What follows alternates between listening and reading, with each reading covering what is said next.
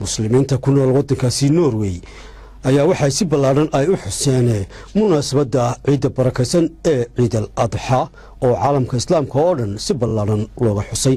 warkana waxaa magaalada Oslo nooga soo diray wariyaha Maxamed sidaas oo kale ayay muslimiinta ku nool dalka Norway gaar ahaan Soomaalidu si weyn u xuseen munaasabada ciida. Soomaalida ku dhaqan dalka Norway si muuqata ayay u qaabileen farxadda ciida isla markaana waxay salaadii ciida dhowr goor ku tukadeen masjid ku yaala bartamaha magaalada Oslo oo ay qoomiyadda Soomaalidu dhisatay. Iscafiska salaanta iyo isbariidinta sunnaha munaasabada u ah ka sokow waxa kale oo waxgaradka mas'uuliyiinta bulshada Somaliland oo la hadlay TV qaranka u duceeyeen dalkooda isla markaana waxay ku taliyeen in laga wada shaqeeyo sugidda amniga xasiloonida taas oo la'aanteed suurtagal ahayn noloshu si looga badbaado sharka kuwa lidiga ku ah nabadgelyada madaqada loo baahan yahay in qof kasta uu noqdo booliis dhinaciisa ka ilaalinaya ammaanka guud ee dalka.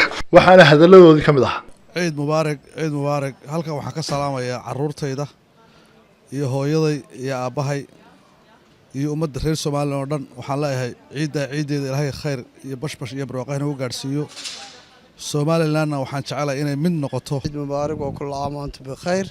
caalamka islaamka oo dhan waxaan leeyahay ummadda islaamka ciid mubaarak ciid wanaagsan. marka xigta waxaan leeyahay ummadda reer Somaliland ciid wanaagsan hambalyo ciideeda ilaahay caafimaad iyo nabad qaba inuu gaarsiiyo. ciid mubaarak waxaan ka salaamay wadda muslimiinta meel kasta ay joogaan gaar ahaan hooyaday iyo aabbahay iyo ehelkayga waxaan leeyahay ciid mubaarak ciid wanaagsan kul caam wa antum bikhair.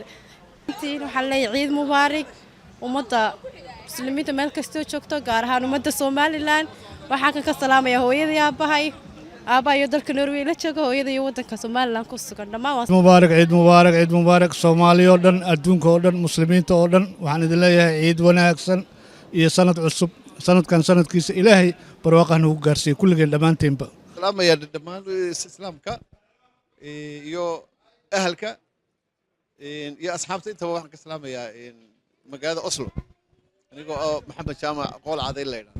ciid mubaarak baan leeyahay dhamaantiin.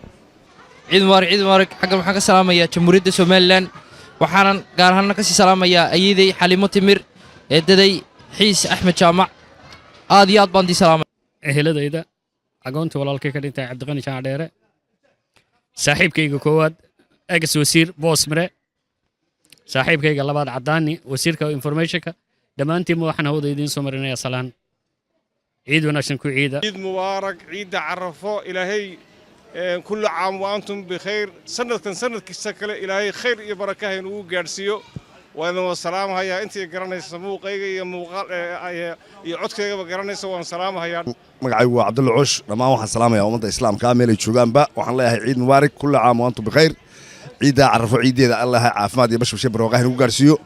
dhammaan ummadda Soomaaliyeed waxaan leeyahay ciid mubaarak meel aad joogtaan baa walaalayaal ciid mubaarak ehelkiiyo familkeena aad baan u salaamayaa waxaan leeyahay ciid mubaarak Sheekh Maxamuud Saciid ciid mubaarak macal ciideen dhamaantiin gudaha iyo dibadba waxaan salaamayna ka salaamayaa hooyada Mari Xashtiriya aabay Maxamuud Saciid Salaamaan wadankii jooga magaalada Burco iyo dhammaan walaalahay iyo ehelkii iyo asxaabta intay garanaysa aniga ciyaalkayga labadan neer halka taagtaagna waa ninkan waa مسعود عبد الرزاق محمود ninkan waa مجدي محمود عبد الرزاق محمود سعيد aad iyo aad baan idin salaamana dhamaantiin macal ciideen ciid mubaarakum waxaan salaamayaa maalintan ciid ee sharafta la ciid al-Adha dhamaan ummadda Soomaaliland baan ugu horeysiinaya waxaan waliba si gaar ah u salaamayaa madaxweynaha Axmed Maxamed Siiraayo salaamayaa ummadda Soomaaliland dhamaantood siiba inta Norway joogta iyo inta dibadaha joogtaba anigoo ah Faysal Badda waxaan salaamayaa dhammaan dhalinyartii xaafadii iyo intii garanaysa muuqiga iyo maqalkayga waxaan leeyahay ciid mubaarak oo Cabdicaziis Maxamuud Aadan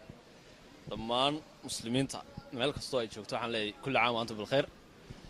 waxaan ka salaamayaa dhammaan ummadda muslimiinta gaar ahaan familygayga ehelka asxaabta dhammaan ummadda Soomaaliyeed Somaliland gaar ahaan iyo asxaabtayda iyo caasimadii dalka. Maxamed Jaamac Dhiif TV qaranka Oslo Norway.